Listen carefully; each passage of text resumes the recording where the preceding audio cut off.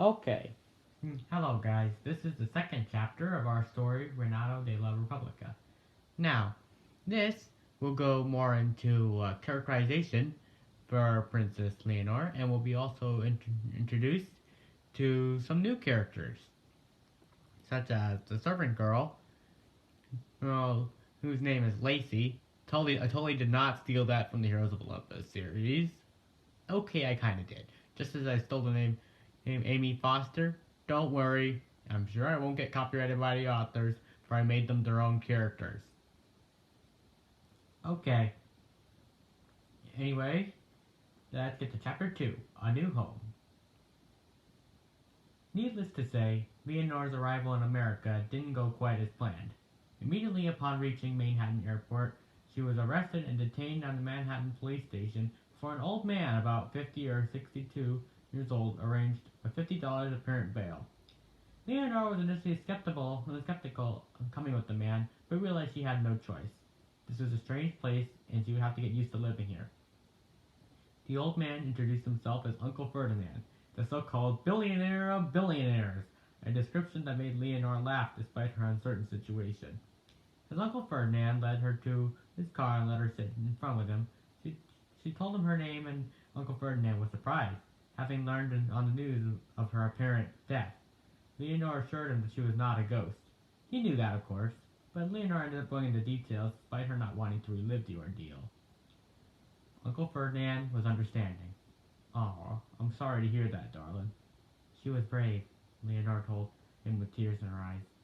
"She endured it to the very end, until she couldn't take it. She succumbed to her injuries and died in my arms." She shivered, remembering Sophia's dying words to her. The two said nothing for 2 whole minutes as the car drove on until Uncle Ferdinand broke the silence.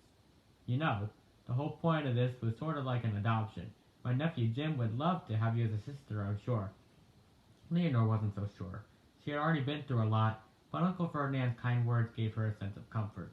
She decided to go along with it and meet her soon-to-be older brother. But the moment she stepped through that door of the house, she knew from instinct that she was not welcome. Jim Randolph's shocked and angry looks at it all. "Uncle, I don't want and don't need a sister," Jim shouted. "Take her out so I can get back upstairs and monitor my classmates through the cameras." "I will not take her out, Jim," Uncle Ferdinand said, "and it's about time you adjusted your attitude. Your parents have always been very indulging, and look where it's gotten you. Well, I'm not weak like they are. You will have a sister, and like it." He marched outside and slammed the door behind him, making Leonor momentarily flinch. Jim looked at her scornfully. "You can get accustomed to the place. I got work to do." Leonor nodded. She was already uncertain about her situation. Jim seemed dangerous, so she didn't want to say anything that would provoke him. She walked away from Jim, looking at the luxuries of the house. It reminded her of one of the luxury places that she and her family used to own before the Spanish Revolution. No, she had to stop thinking about her old life in Spain. It wasn't her home anymore. She had lost her country. It was a country she could never go back to. But her father, her mother, her grandmother and grandfather, they were suffering too. She had to go help them, but it was too dangerous. She could be killed. She fought back the urge to cry, the conflict within herself chipping away at her innocence and self-confidence. Jim heard her little whimper and came over. "What's the matter, sis? Too much luxury for you? Not enough?" he asked her mockingly. Leonor didn't even look at him. She didn't want to. He wouldn't understand what horrors she had been through. "Answer me. You don't have the right to just ignore me."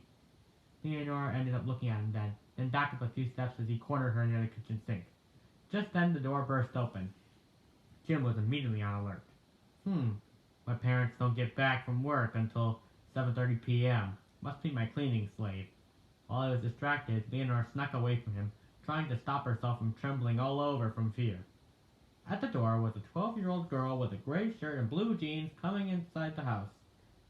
She had brown hair. "Ah, Lacy," Jim said, smiling. "Come to work today?" The girl named Lacy bowed to him. "Reporting for duty, Master Jim." "Okay," Jim said, coming over. "Apparently now I have a sister. Temporarily. Yeah, she's going to be gone soon, but I want you to give her the tour of the place nonetheless. Can you do that?" Lacy nodded. "Of course. Tour guide on duty." Lacy seemed very nice and friendly. Leonor wondered what caused her to be committed to a life of slavery to Jim. Lacy came over to Leonor. Hi, my name's Lacy. You are? My name's Leonor, Leonor replied, actually feeling grateful at this point she didn't have to introduce herself as the crown princess. Lacy gasped.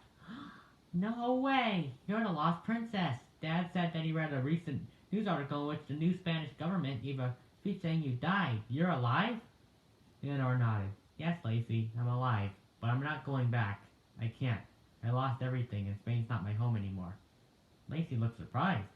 She looked to see if Jim had left. When she found he went back upstairs, she said, But you're Spain's only hope. You're the crown heir. Was the crown heir.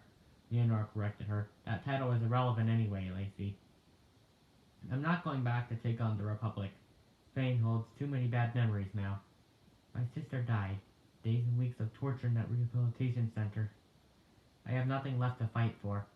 I'm not the lost princess anymore, for I shed the title of princess. I'm just Leonor. Lacy shook her head. Leonor, you can't turn your back on your country just 'cause you had to flee. It's too late now, Leonor told her. I need to put the past behind me. Just then the door burst open again, and a tall girl with brown hair came rushing in. Hello, I'm looking for Mr. Randolph, said the girl. Anyone here? Leonor cautiously came over. Hi, my name's Leonor. What's your name? The girl took a deep breath. My name's Amy Foster, student at Sacramento High. I'm here to appeal to the principal for the return of my friend Megan to the school. Mr. Randolph, you mean Jim's father? He runs the school? Leonor asked. No, Jim runs the school, Amy corrected her. The school is a student-run joint. We run things there. And recently, my best friend Megan has been expelled for criticizing Jim's policies. I'm here to appeal for Megan, who has gotten severe punishment from her parents because of her expulsion. Leonor had never heard of a student-run school. This was an interesting concept. If I'm not mistaken, he's upstairs watching detention since, according to him. Amy went pale. Oh no, he knows I escaped detention. Don't worry, Leonor said. I won't let him harm you. Considering that Jim had almost beaten her to a pulp earlier, this was a big promise to keep. But Amy looked very nervous, so Leonor felt the need to reassure her. What authority do you have over him? Amy asked, frightened for her life at this point. You can't stop him. Yes, I can, Leonor reassured her. I'm his sister, recently adopted from... She hesitated. Should she mention that she was the lost princess? For all she knew, Amy could be an agent of the Republic. She decided against it. Suddenly, she had an idea. From Catalonia. Catalonia was now an independent republic, so that would fly now if Amy kept up with the news, assuming she wasn't a Spanish Republican. Amy seemed to buy it. Okay, I trust you. You know, the punishment for escaping detention is very severe. Girls like me can be beaten and whipped for attempting something like that. Leonor was about to respond when Lacy came over. Hi, I'm Lacy. Servant of the Randolph household. I clean Master Jim's house whenever he gets home from school. I'm sure you're familiar. Amy looked at her. Ah, yes, you're his maid, right?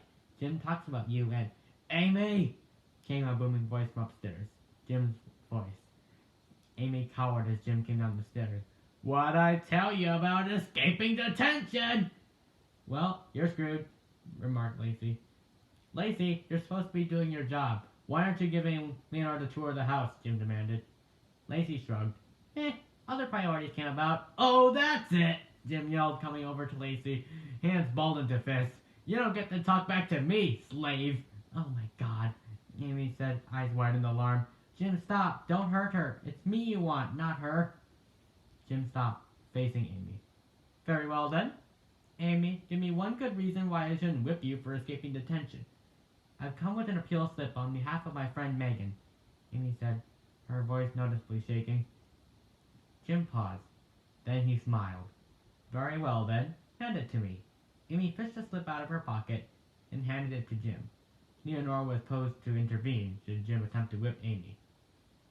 Jim got out a pen and wrote on it. When he handed it back, he had a big cruel grin on his face. The appeal slip read in big black letters, Denied! Amy looked horrified. Jim, please. There. I looked at the slip and made my verdict, Jim told her. You're welcome. Now you can go back to school. You're staying there for the rest of the day and night. I'll call your parents and tell them you're staying all night at school doing math homework as punishment. And their hard problems, too. Probably will take you a week to solve, considering girls are inferior in intelligence compared to the ruling class, comprised of well-educated boys. You can do whatever you want with me, just please bring Megan back, Amy pleaded. She already said on FaceTime that she was sorry and that she'd never do it again. Jim, think about her future. Jim laughed. Her future? Why would I care about that? She'll get into college anyway. My administration makes it free and mandatory. But she'll flunk out without the proper education, Amy said. Jim, you know this. I know this. We all know this. And you said she apologized on FaceTime? Jim asked. Using your phone. That's a double crime. I'm afraid I'll have to confiscate your phone and burn it. Give it to me. Jim, Amy began. Give it to me. Now, Jim ordered her. Tears in her eyes, Amy reached into her other pocket and pulled out her phone. Leonor felt bad for her. She had to do something. No, Leonor said. What did you say, sister? Jim inquired threateningly. I'm sorry. What I said was no. She will not be giving you that phone, Leonor stated in an authoritative manner. Leonor, what are you doing? Amy warned her, whispering, he'll hurt you. Look, Leonor explained, you treat her and other girls like dirt, like second-class citizens, enslave a 12-year-old, and you want others to respect you? Yeah, it's no wonder Megan spoke out against you. And you're pretty spoiled as well, aren't you? Jim was about to reply when Leonor continued, so, by decree of the lost princess of Asturias in Spain, I hereby forbid you from harming Amy any longer, and Megan shall go back to school, her supposed crimes forgiven. It was only after that speech that Leonor realized she had pulled the princess card again. Amy looked shocked. Wait, you're the... I thought your name sounded familiar, but... Yes, Leonor said. I'm the lost princess who supposedly died by drowning. Surprisingly, right? Well, I don't like pulling the princess card, so let's not mention this again. Amy nodded in obedience. Jim was taken aback. But she, and you, and... Trust me, Leonor said firmly. This is the best course of action. See to it that it gets done. Jim sighed. Fine. You and I will have a serious talk about this later, princess. But all right. Amy, hand me the slip. Amy did, and Jim put the word approve beneath the denied. He handed it back. Amy thanked him and asked if she could keep her phone. Under Leonor's stern gaze, Jim reluctantly said yes. End of chapter 2. Okay, that was chapter 2 of the fanfiction that I wrote, Reinado de la República. A story about Leonor adjusting to life in America after having to flee from her country Spain after a revolution. And as you can see, this introduces some new characters rather quickly, if you want to be a critic. And I have not met Princess Leonor personally, as I have not ever had an audience or whatever with the Spanish royal family. I did hear that they were in a camp one time in California, though I never went to that camp, so I never saw them. So this is my best attempt at characterizing, based on the speeches she gives and stuff, and her different dialogues that I see in videos. So this is my best attempt. And as you can see, I pulled a quote straight from Zootopia. Yeah, I sort of paraphrased it to fit the situation, but you can get the basic idea. Like when Judy's about to hand over her badge, and Nick's like, nope, she will not be giving you that badge. You gotta look closely, but yeah, I got a Zootopia quote. Be on the lookout for some more in further chapters, should I think them fitting. Now let's go over characterization. I'm sure you can already tell how I characterize Leonor, but Jim, as you can see, Jim Randolph is spoiled, definitely, and he likes to be the boss. Like, he's the principal of this student-run school, and he's a dictator, that's for sure. Now, if you think different dictators, you can liken him to Kim Jong-un, or Stalin, or that Chinese dictator, or what's his name, Xi Jinping? I don't know, but yeah, Uncle Ferdinand is presented as a kind and caring uncle who is absolutely fed up with his nephew's attitude, rightfully so. And Yeah, Lacy, despite being a cleaning slave, is presented as having an upbeat personality and stuff. She's one of the moral voices in this. I mean, she tries to convince Leonor that she shouldn't abandon in Spain just because she had to flee from it. That she should go and fight for her country. Leonor, as you can see, is disillusioned with this concept as she had to, well, flee. And her sister died. Her parents, she didn't know what happened to her parents, but for all she knows, they're probably dead. So she basically lost everything. I try and present a more humorous scenario beneath the big, deep loss that happened. Because, well, this fanfiction is supposed to be more like a comedy. Like, as you can see, the comedic introduction in chapter 1. And the Denied, that's supposed to be comedy. A joke. I mean, if that joke fell flat, then my fault. But, yeah. You know the way I said, denied. And also during when Uncle Ferdinand was yelling, "You are gonna have a sister and like it." Shutting the door like that. This story is supposed to be a comedy. So, yeah. I know it presents some like deep themes in there, such as Leonor losing her country and stuff, but you know, the genre is pretty much self-explanatory. So you'll be seeing more humorous chapters, and yeah, spoiler alert, eventually Leonor will be going to this school, either as a student or an instructor. I have not decided on that yet. But whatever it is, eventually it'll lead to the climatic battle where, will the students revolt against Jim? Probably not. But there will certainly be a counter-revolution in Spain. Yep, I'm just spoiling the rest of the story right here. There's going to be a revolution in Spain, eventually, in which Leonor will take back her country, and she'll have to decide between her life in America and her life in Spain. That's going to be another deep thing. But other than that, well, you get the idea. Stay tuned for more chapters, and see you in the next video.